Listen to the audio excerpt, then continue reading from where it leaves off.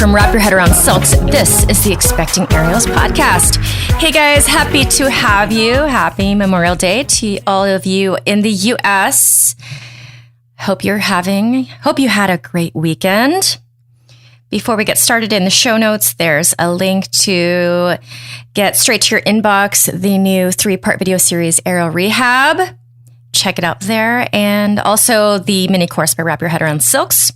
And today we have back Jeani Hunt-Gibbon of Veggie Lush Nutrition. She is a registered dietitian and came on the pod a week or so ago to talk about fertility and nutrition. And today we're getting into nutrition for prenatal and postpartum periods. All right, guys, let's get started. Yeah. So once you are pregnant, right, the first thing you have to deal with is usually morning sickness. I know I had a fair amount. That ginger has actually been studied to be helpful for it. So one thing I say is stock up on some ginger tea, get some fresh ginger, get some ginger ale, things like that. But real ginger ale, not like the kind, not Canada Dry, because it really just doesn't have enough in it to do anything. And this is the only time I'm going to ever recommend having a sugar sweetened beverage like that. But it's really helpful during that first really difficult time, I would say. So yeah, I wouldn't say that first trimester, I would never say like, oh, you have to eat like kale salads and, I don't know, roasted chicken and whatever, because it's really hard, right? That's a really hard time. So I would say eat what you can and what you can tolerate during that time. Prioritize protein. Protein's really important, right? Protein is what we're all made of. All of our tissues, right? All of our organs, all of that stuff is made of protein. So if we can get as much high quality protein in during that first trimester as possible, it's really important. So obviously meat is very protein dense, legumes, nuts and seeds, all of our beans and things like tofu, especially if you're plant-based, getting a more dense source of protein like tofu, seitan, a meat substitute, hopefully less processed one. Is really important as well. So prioritizing protein, it also seems to help with the nausea and stuff to have more protein. Even though we really crave carbs during this time, I feel like that comfort food and you want carbohydrate. But just making sure you try to have a little bit of protein with carbs. Like I would just try to like put peanut butter on stuff, and it was hard for me because all the veggies that I love and eat every day, I didn't really want. I wanted like peanut butter and jelly sandwiches and stuff and mac and cheese. But I would just put in anything that like frozen peas on top of the mac and cheese so that I could like sneak in some protein, right? Tofu, I could still tolerate tofu, so I would put tofu on stuff. What is ideal? My nutritionist had told me that like the palm of my hand size piece of protein on my plate. Yeah, that's true for meat. It's like a deck of cards or a palm of your hand is right. You can do a little bit more when it comes to like beans, because beans have some carb in them. So you can do a little larger serving than, the palm of your hand. I don't usually give exact proportions because it's partially up to you and what, how much activity you do and stuff. But our plates, I might have said this before, but our plates are about a quarter protein, about a quarter carbohydrate, and about half veggies is the ideal. Given that, I know during the first trimester, that's kind of difficult. That can be difficult. Eggs are another great idea for that choline and protein, right? So choline, really important for the brain development of the baby, and getting that protein in is also important. Iron becomes really important at this time. So if you can tolerate meat, eating some meat. If not, getting those leafy greens cooked with citrus or other vitamin C sources. which is like a lot of colorful veggies have vitamin C too. Jeani, if you do a salad and you don't have a food-based vitamin C, if you take a supplement with your meal, is that the same? Oh man, that's a good question. Probably. Okay.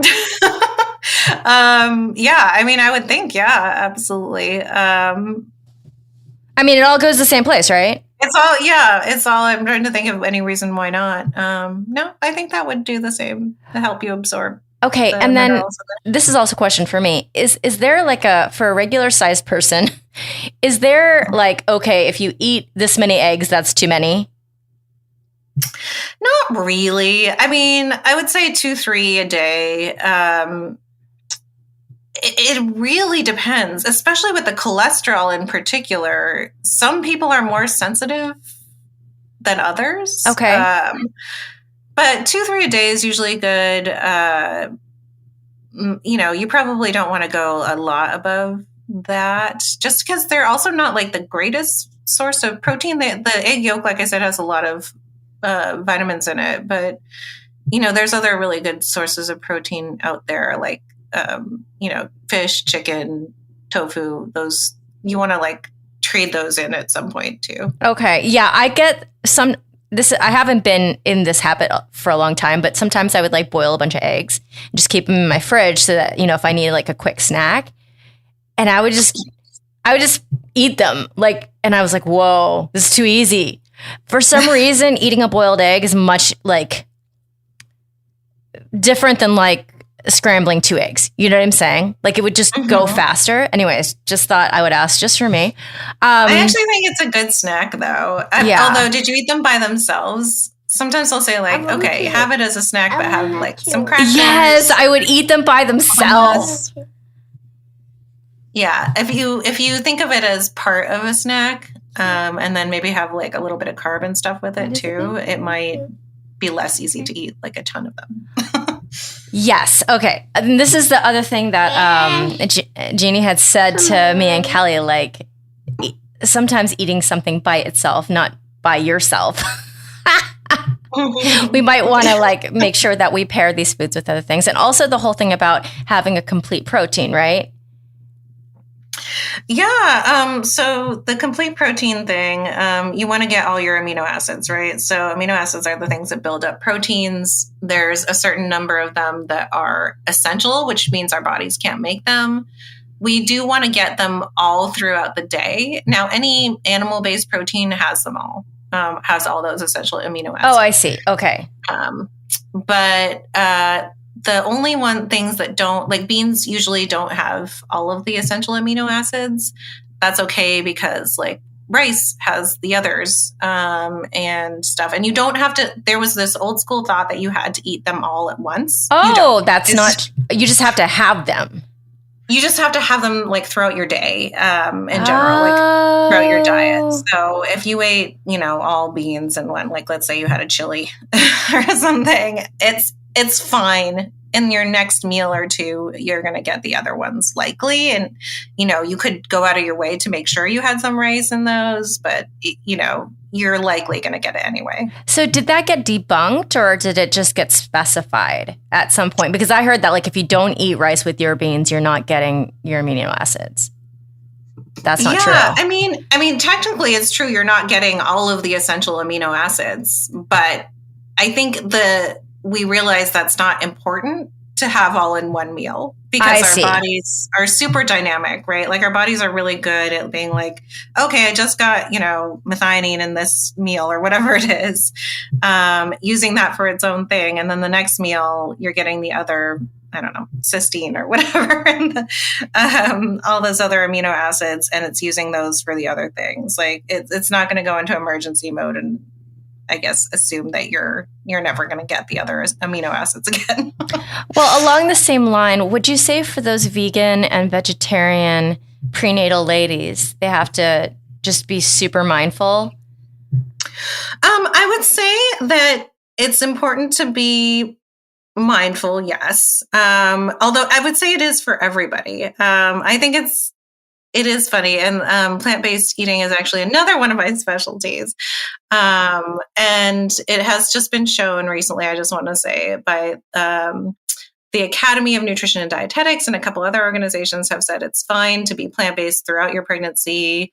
So that's totally possible and healthy. There are certain nutrients that you have to be conscious of. A lot of the same ones we're talking about, though, like iron, for instance, right? It's really easy to get iron from meat sources. So if you're not eating meat, it's definitely important to get iron from other sources like beans, leafy greens. Now there's even though like Impossible Meat has what's called heme iron, which is the type of iron in meat. So it's more absorbable and closer to like our biological iron that we use, right? We use heme iron in our body to get oxygen throughout our body. So there's a lot of options out there. Yeah, you do have to be a little bit more conscious of certain nutrients. So choline is another one that's a little bit difficult to get, especially on a fully plant-based diet, because a lot of the sources are like eggs and chicken and stuff. And like organ meats. Anyway, so if you're not eating that, I recommend a good prenatal vitamin that has choline in it, like I said. Oh, I didn't even finish my thought about prenatals.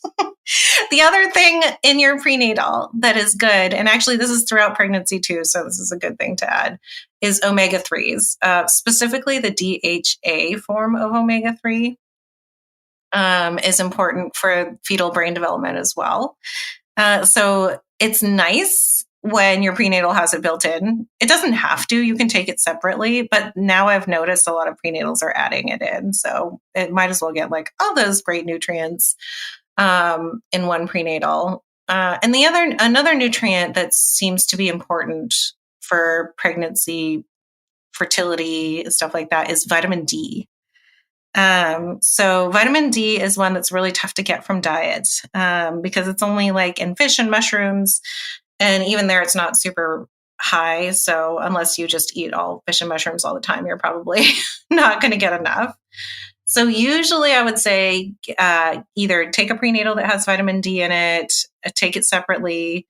Also try to get a little bit of sunshine here and there, to get it naturally absorb it through your skin. But that can be really tough depending on where you live, depending on how much melanin you have to your skin and stuff. So definitely taking a supplement for vitamin D is helpful. Jeani, I know when I was pregnant, the internet would scare me about mercury in fish. Mm-hmm. What are your thoughts on that?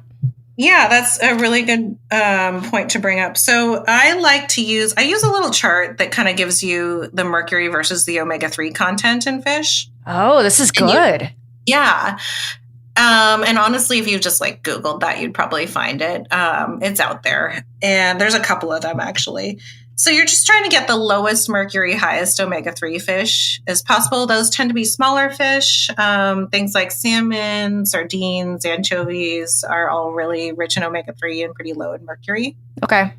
So not necessarily the tuna and the sushi. Well, sushi, we can't eat sushi during pregnancy. Is that a yes? We cannot? It's not a great idea. It's all about risk management, right?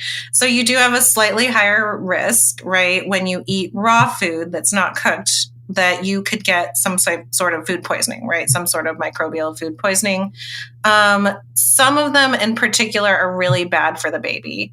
So listeria, for instance, can cause in rare instances, right? But we're kind of managing for that rare, most horrible instance, can cause like brain damage to the baby. Encephalopathy is the like fancy word for it, but so you want to mitigate those risks, right? Mitigate the risk of that. So that's why we also don't do raw milk, raw cheese during pregnancy, is to avoid that risk. When you say raw milk, raw cheese, how is that different from? It's non-pasteurized. Got it. Non-pasteurized milk and cheese. Got it. Yeah, so that it's something you can just look on the label and it'll say whether it's made from raw milk or whether it's pasteurized. And a lot of the European cheeses are raw milk, and it is tough to go without them. But there's actually so many other cheeses these days that are pasteurized that I mean, I feel like it's okay. You're going to make it through the 9 months.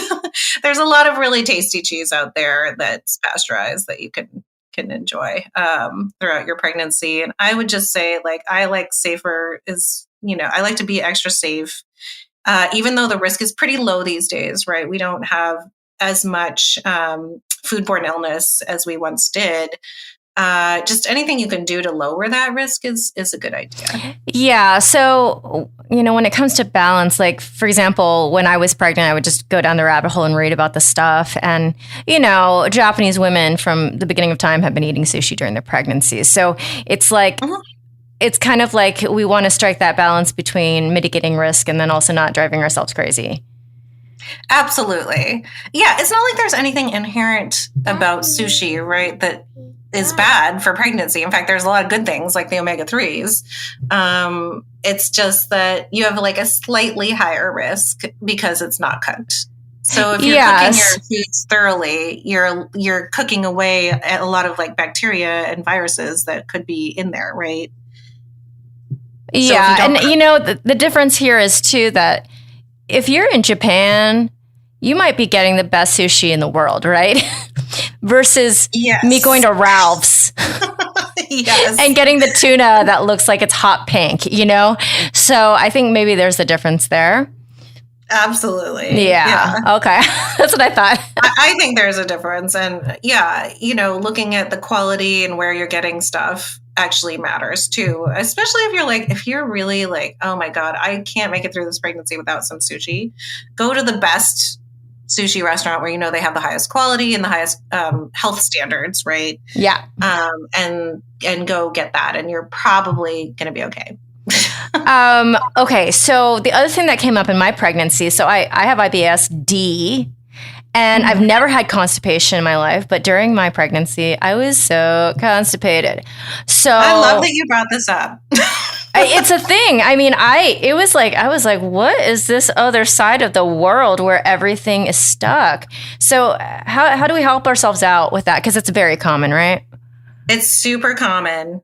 Super common for a couple of reasons. Our digestion kind of slows down during pregnancy. So just a little bit of that difficulty getting things through. And then if we're taking iron supplements, that can actually make it worse because those can bind you up. So what can you do? The big threes for pooping daily, this is my advice to you guys. Number one is fiber. Fiber. We want both soluble and insoluble fiber, which means we want a lot of sources of fiber. What are our fiber foods? No surprise, fruits, vegetables, nuts and seeds, whole grains, and beans. Beans are a really rich source. So if you can get some beans in or some hummus or something like that, that can be really helpful. Fruit also super duper helpful. In case of emergency, dried fruit can be super helpful to get things moving a little bit. The other kind of like, I'm really having an issue and I need something to really boost things. Chia seeds are another thing to try. If you've ever put them into like made a pudding with them or something, you can see that they have the soluble fiber because they form a little jelly, right? That jelly is the soluble fiber in water. So that can really help get things moving. Psyllium husk, which is what Metamucil is made from, but you can just buy it at any grocery store. Whole health food store, I should say. Psyllium husk will get things going too. It's all soluble fiber. So those are kind of my emergency go-tos. And then if all of that doesn't work, there are certain supplements that you can take and medications. But the other thing you need is water. So that water for the soluble fiber, right? So if you're not hydrating enough, which is easy to have happen when you're pregnant, you're going to have a harder time pooping. And then the last thing you need is movement. So again, these are things like we sometimes don't get enough water because our blood volume's all up and stuff. And we sometimes don't move a lot because we're uncomfortable and we're not feeling great and all of that. But we actually do, even if it's just walking, getting that movement in is also really helpful to get things going. Okay, so I know they say for a regular human during the day, 8 glasses of water a day is perfect. I mean, I don't know I think a lot of people do get that. I struggle all the time to get that. Like I try all day and I think I never really get there. For a pregnant woman. Yeah, your hydration needs go way up during pregnancy. And now I'm gonna, off the top of my head, I can't remember exactly what it is, like milliliter wise. But you need to be drinking a lot of water throughout the day. Let's just put it that way. I'm not big on exact numbers anyway, because I don't measure exactly the number of milliliters, for instance, that I drink. 8 cups is probably a good amount, honestly. But it's also not an exact science, right? You want to drink enough so that you don't feel thirsty. And that you don't have any other signs or symptoms of being slightly dehydrated. So like fatigue and like poor skin, dry mouth, stuff like that. So if you're avoiding that, if you're feeling good, if your skin looks good, then you're probably drinking enough water. Okay, and then is that old thing like if your pee is clearer, you're in the clear? Is that That is pretty much right. Okay. You know, if we have really deep yellow pee, unless that this is the thing, like if you're taking prenatal, it might screw this up so that you can't tell as much because the prenatal is going to color your pee, right? Usually. But yeah, generally that is true.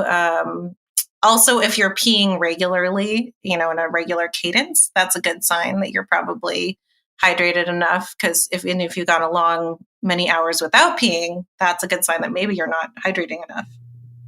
Okay, I have a personal question. Yeah. Why does asparagus make my pee smell like that? Oh my God. I think the sulfur compounds in it, but I'm not 100% sure. Okay, listen, why is that the only vegetable that does that though? Good question. I do not know. That's a question for a food scientist. Oh my goodness. Jeani is going to be like, Carrie, you have to give me these questions beforehand. No, I just thought of it. I think it's sulfuries. I mean, a lot of those leafy greens have sulfurous compounds, right? That's like why people say the farts are really bad from them too.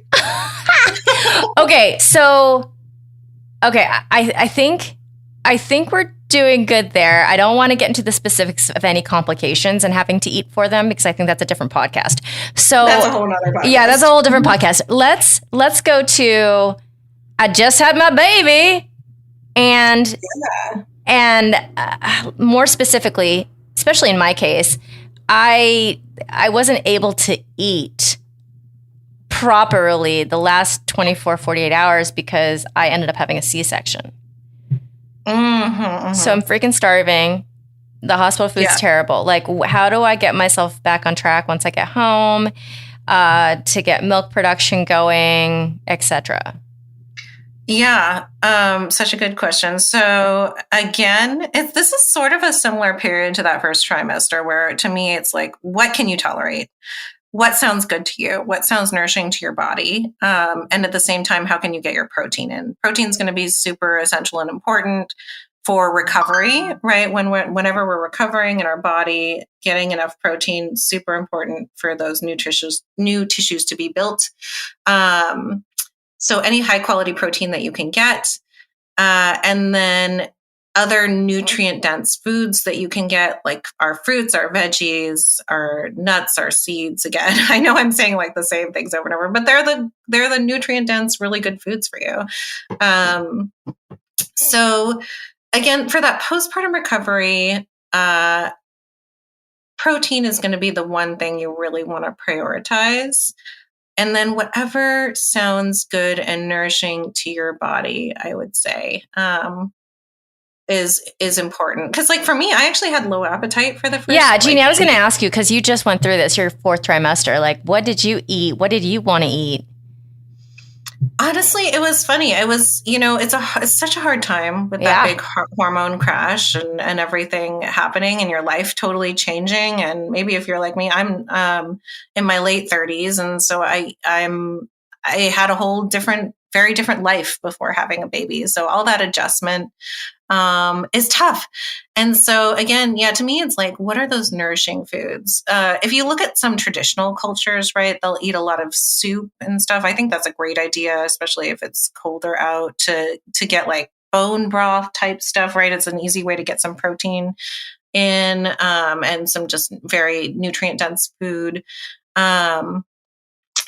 Getting things like a protein rich soup, getting things like, if you can, throw some cooked veggies in there, right? They're a little easier to tolerate than raw vegetables generally. Getting some fruit in there if you can. Beans are another really nutrient dense food, but and then getting your carbs too, because you need your energy at that time. Carbs are our energy food. So if you can get some, I don't know, whole grain toast or some brown rice or some, noodles, things like that is also a really great idea at that time. I feel like the biggest struggle in the fourth trimester is just getting food in your mouth. Yeah. It was Absolutely. So hard for me. I mean, like I would do oatmeal a lot because I had heard the rumor that was good for milk production. Is that true? Mm-hmm. So it is known to be a galactagogue, which is a big term for help with milk production. So I did a bunch of research into galactagogues, and the truth is there isn't a ton of data on them. That said, I thought oats were helpful, and oats are a really healthy food to eat. So why not? Oats and oat milk. I drank a lot of oat milk and had like oat milk lattes and stuff, and I thought that was tasty. And if you enjoy it, it's got some good nutrients in it. It might help with breast milk. The other things with breast milk are things like fenugreek, has a little bit of studies on it, and it's one of those things. It's not going to hurt. Wait, what is that? Fenugreek. It's an herb. Okay. It's an herb used in a lot of times used in Indian cooking, but it can be used in a lot of different cuisines. But you can also take it as a supplement. One thing I did that I loved, I actually had my best friend happened to be in town. And I just asked her to make me, the cookies that you can make. We called them booby cookies. They're supposed to be helpful for breastfeeding. And honestly, they had all my favorite things in them. I'm not sure how much it helped my breast milk supply, but it was something I could tolerate to eat, first of all. And it had a lot of nice nutrient-dense food in it. Sorry, I thought I silenced my phone. So they had things like nutritional yeast, right? Which is it's a source of B vitamins, which are really important for breast milk, and a bunch of different nuts and seeds in them, which again are really nutrient dense, super, like they have some protein, some healthy fats in them. They have B vitamins, all kinds of great stuff. And then of course, just like regular cookies stuff, including some chocolate chips, which made them more palatable to me. And honestly, at that point, having something tasty and palatable, even if it is a cookie, especially if you can throw in some nutrient dense foods in there, I think is a great idea. Okay, so sorry, I want to go back and ask this question. I forgot. Caffeine, prenatal, and postpartum. Good question. Yeah. So there's some really decent recommendations that are really doable, which is that while you're pregnant, you want to limit it to about 200 milligrams, which is like two cups of coffee. And then postnatal, it's 200 to 300 milligrams that you want to limit it to. So yeah, 3 cups of coffee, absolute max. The espresso varies. So 2 shots of espresso, maybe 3 shots of espresso. It just really depends. It's about that.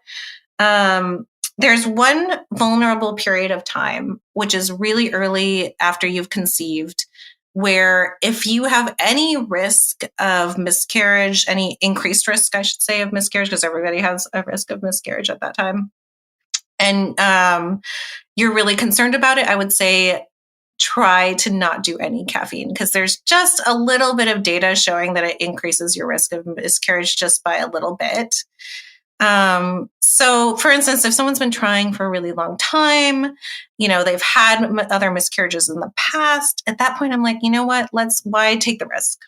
let's just, for that first, like most of the first trimester, I would say, let's just not do caffeine. And for most people, the stakes are high enough that that's what they'd be willing to do at that time. Other than that, a cup of coffee or two, totally fine throughout pregnancy.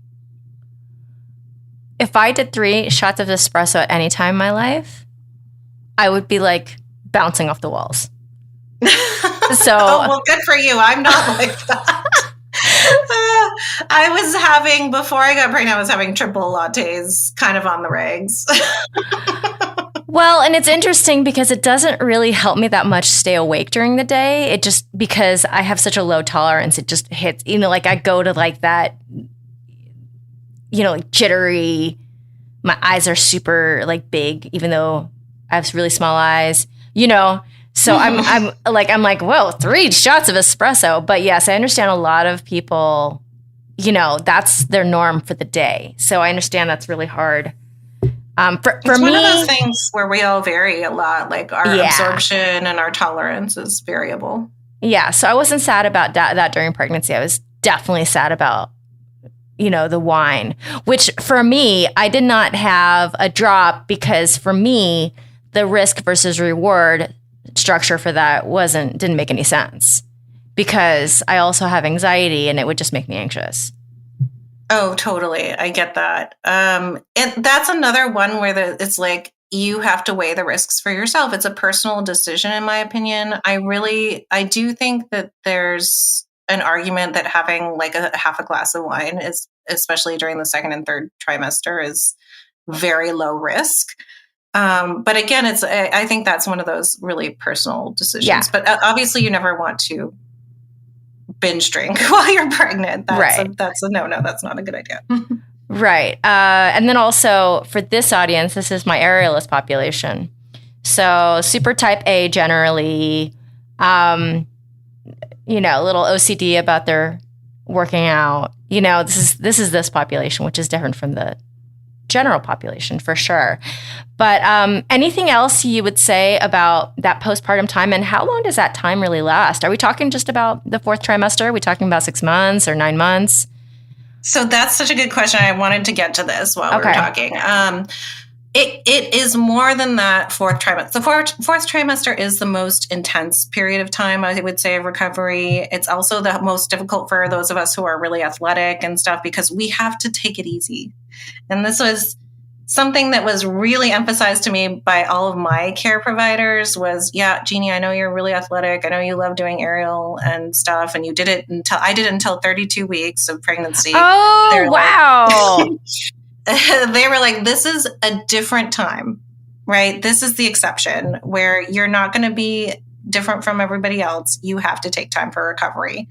So at very minimum, those 6 weeks after, you can't go back to aerial. But also, it's going to be a long road to getting back to your pre-pregnancy aerial body. And part of that is the prolactin, actually, which is the hormone that helps you make breast milk.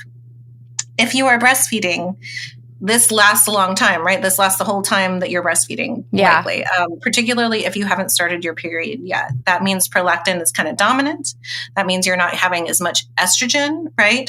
So you're kind of in a low estrogen body. And to me, it's kind of similar to menopause in a way, right? So you're in a low estrogen body. It's harder to build the muscle. So that's again why I emphasize the protein. Protein helps us build muscle. So it's very, very important to get enough protein, particularly if you are going back to aerial after that 6-week wait. Super important to have a lot of patience when you're doing that strength training. It's not going to just magically come back. You're going to have to do some strength training and eat a lot of protein and take a lot of care of your body and know that it's just going to take longer than it did before, particularly if you're breastfeeding. Yeah, I was breastfeeding for 18 months because this bean would not let go of my boob. And did you notice this? Did it seem like it was taking like I noticed this for myself, at 4.5 months postpartum now, that it's taking longer to build those muscles and I just have to have some patience. So are you back to, do you have a rig at home? I don't. I have a little aerial yoga rig at home, but I also live in Seattle where it rains a lot. It's been raining a ton, so it's an outdoor rig. Oh, okay. So, but have you been back into the gym? I have been back at the aerial studio. Okay. I started about 3 months postpartum, really slowly. And things are coming back for me. And again, I'm trying really hard to get a ton of protein. In fact, I'll throw a little extra protein, and I do like a dessert smoothie some nights, and something I started doing it a lot more when I was breastfeeding overnight, so I wouldn't get starving in the middle of the night. I'll do like a peanut butter, cocoa powder, banana, and some protein powder, or another source of protein in there, so that I don't, and I'll eat that like later in the evening than I normally would eat. But that's really helpful for me for not being starving in the middle of the night when I'm breastfeeding. Jeani, you're just making me want peanut butter for like an hour. So, no, honestly, I don't know about my strength building because it's always been really challenging. Like, I have friends who other things are their challenge, but building muscle is not, right? Mm-hmm. That has always been so challenging for me. So I have no idea how much the pregnancy had to do with it, the breastfeeding had to do with it. But for sure, I went through like the last 2 years of like trying to get back, and I'm still not 100% there. And it's frustrating, for sure. It is so frustrating, especially if you're used to it. You remember, your body remembers when you had that strength. That said, I bet you that breastfeeding for a year and a half affected that as well for you, and that it's just made it a little more difficult. But once you're done with that and your cycle comes back, you're dealing with a little bit more estrogen dominant body again. You should have more growth hormone, which is what's helping to build that muscle back, right? So it should be a little bit easier after that. And before that, it's just important to have that patience, eat that protein, eat all those nuts and seeds and nutrient dense foods, get your fruits and veggies, obviously. And just have patience with your body. Jeani, no one in this group of women has patience. I don't know what you're talking about. I don't know what kind of expectations you have. Everything else you said, everybody's going to be like, I can do that. I'm going to make some salad. I'm going to, have some nuts around, but no one has patience.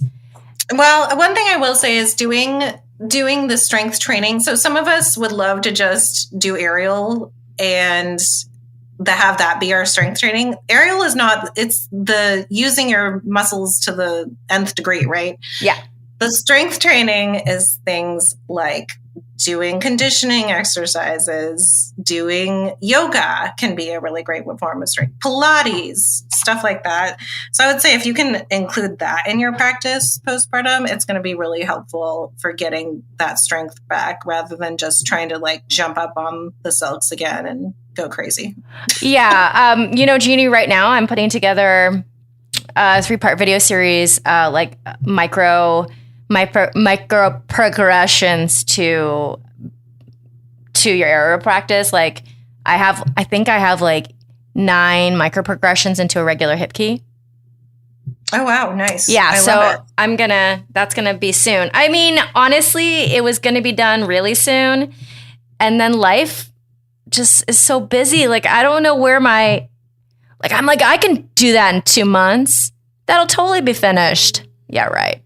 It's like I've 3, had that it's like 4. happen so many times since I had my baby where I'm like, oh yeah, I'll be doing exactly the same projects that I was doing before and all these promotions for my business and stuff. It just doesn't.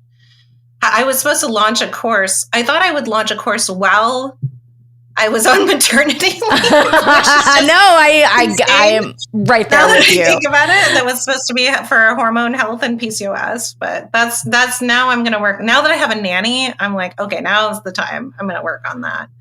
I mean, one other thing I wanted to emphasize for postpartum. No, sorry, it was just on my mind. Is getting your pelvic floor health checked out. Preferably, you have a pelvic floor PT before you even give birth, so that you know where your baseline is.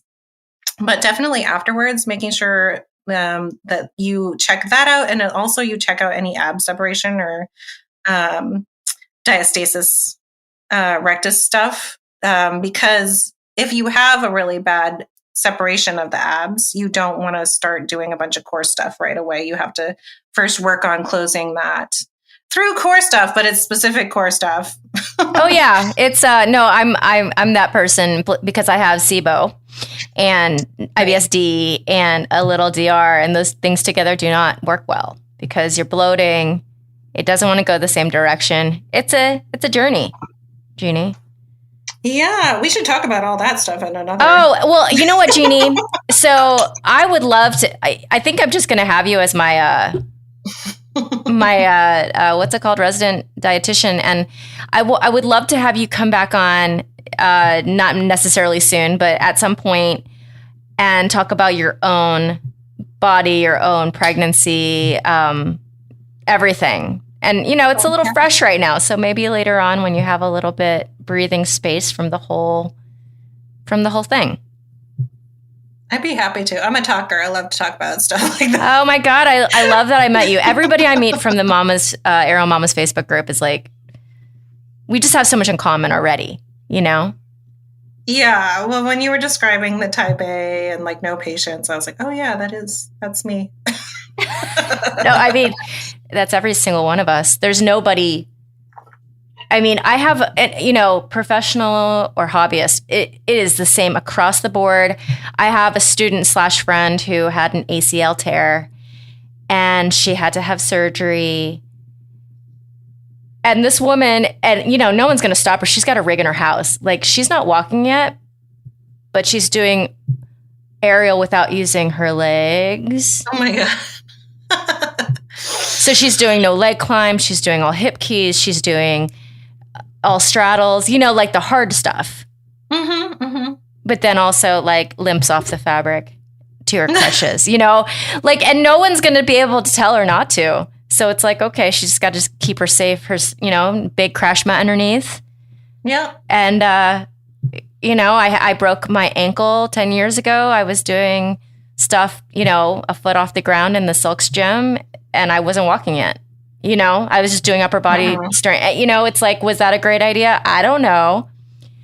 But I don't know. I think if you're safe about it, is it crazy? Yeah, but we're all a little bit crazy. No, we're all. I guess that's the whole point. There's no one in this group that is not in the air, right? Slightly bananas and doing too many things, and you know, having all the kids and running their own businesses, and it's you know, it's a bunch of badass women who need to cool down usually. Like take a step back. There's no motivation lacking in this group. So it's a really interesting and amazing group to speak to, because I know those things are common in all of us, and it's funny to address those things sometimes. All right, Jeani, thank you for being here. You're so welcome. I feel like we always cover so many different topics when we talk. Thanks so much to Jeani for joining us once again and imparting some wisdom. You can find her at Veggie Lush Nutrition. I will link it in the show notes. And before you go, check it out for AL Rehab. So it's going to be for post-surgical, post-injury, if you've taken a long break, or postpartum. It's the bridge from PT to the air. I'm really excited to get that to you guys. All right, wonderful to have you. If you would honor me with a 5-star rating and review anywhere you get your podcast, you would have my love. Thanks so much. Have a wonderful holiday, and I'll see you next time. This is the Expecting Aerialist.